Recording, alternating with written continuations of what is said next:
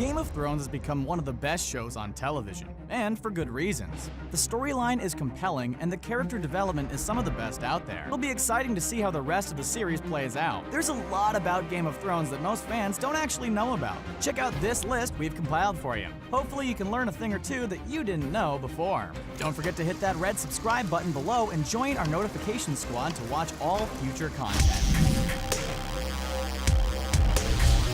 Can you guess which movie these emojis are referring to? Find out shortly following the video. What are they doing here? Protecting me, I assume? Lena Headey as Cersei. The on-screen relationship between Cersei and her brother Tyrion is anything but sibling love.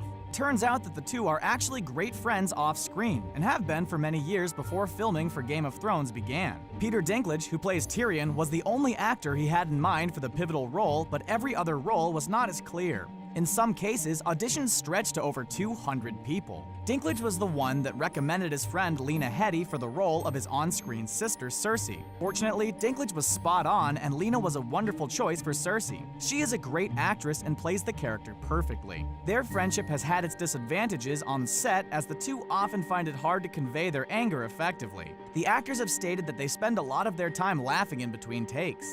Quite the opposite of Tyrion and Cersei's relationship. It's hard to believe that the two are close friends when on screen together. Some of the best parts of the series are the interactions between the two when they fire away at one another. We can only wait for more of these in the future.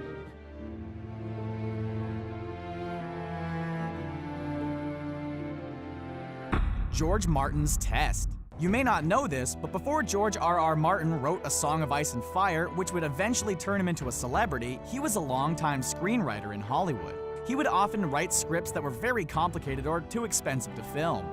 Martin eventually left Hollywood to create something different. He definitely created something different, and it is now loved all over the world. When Hollywood took notice of his series and HBO became interested in doing the project, Martin wasn't going to let just anyone adapt his series.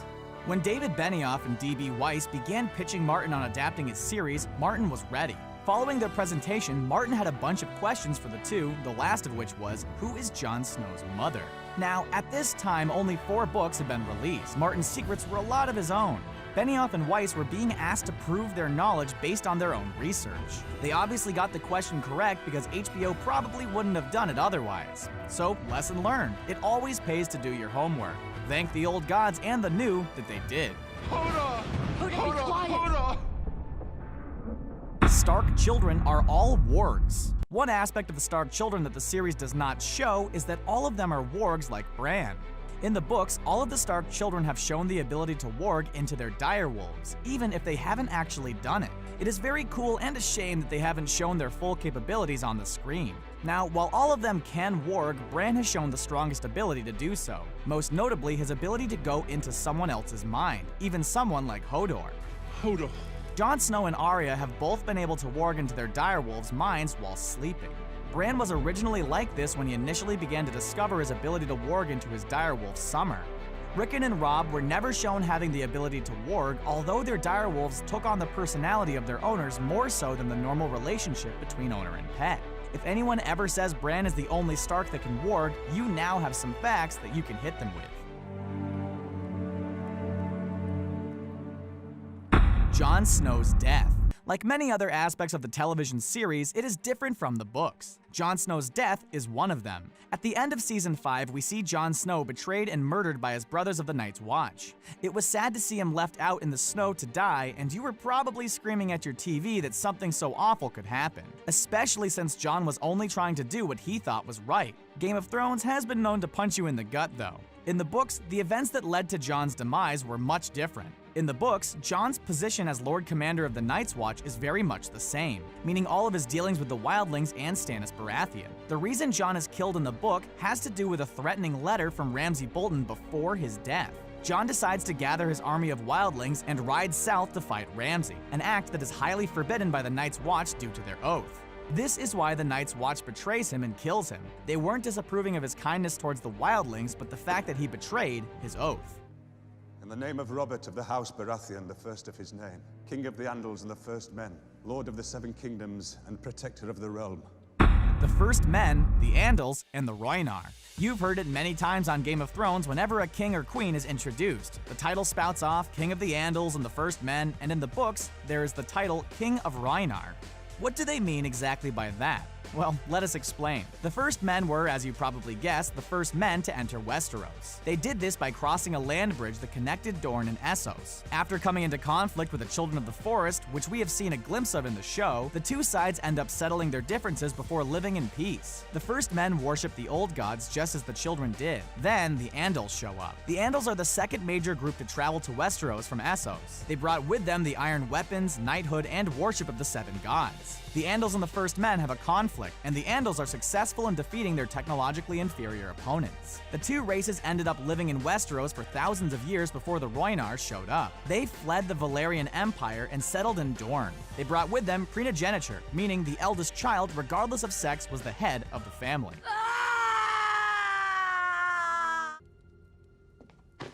Catelyn Stark survives in the books. One shocking piece of trivia that you may not know is that Catelyn Stark actually survives in the books after the Red Wedding. Well, sort of. In the books by George R.R. Martin, the Red Wedding plays out much like it does in the television show. Robb and Catelyn are betrayed and murdered by the Freys, and House Stark begins its major downfall. What ensues afterwards takes a different turn in the novels. After Catelyn has her throat slit, she is then dumped in the river. It is a final insult to House Tully, as the dead are normally placed in a boat and floated down the river. During the TV show, we never see Catelyn after the Red Wedding. In the book, her body is found by Arya's direwolf Nymeria and taken from the river. Catelyn's body is then found by Beric Dondarrion, leader of the Brotherhood Without Banners, the group that the Hound is now traveling with in the show. Beric has been brought back from the dead many times by the Lord of Light, and he gives his life force to Catelyn.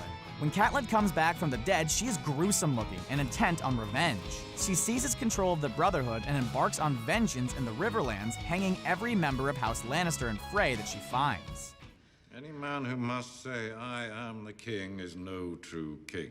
Tywin Lannister foreshadows everything. Some scenes with Tywin Lannister have been subtle, but end up foreshadowing major events as things unfold in the Seven Kingdoms. His first on-screen appearance is of him skinning the carcass of a stag, the sigil of House Baratheon. You win or you die also happens to be the name of the episode where Robert dies at the request of his wife Cersei. Seeing as how the sigil of House Lannister is a lion, it is a bit poetic. That isn't the only instance where Lord Tywin foreshadows the destruction of a rival house. In a deleted scene from Season 3, Tywin is shown doing some fishing. Yes, he actually has hobbies, surprisingly. Grand Maester Pycelle ends up joining him and having a conversation. Tywin ends up catching a couple of fish and tells Pycelle to have them prepared for dinner. One of Season 3's biggest moments, of course, was the Red Wedding, where Catelyn Stark is murdered along with Robb Stark and his allies. The sigil of House Tully? A trout. Basically, the message is don't mess with Tywin and the Lannisters. Did any of you see the foreshadowing in the first season? With the information of this deleted scene, it paints even more of a picture for you.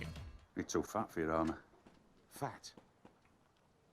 Fat, is it? Is that how you speak to your king?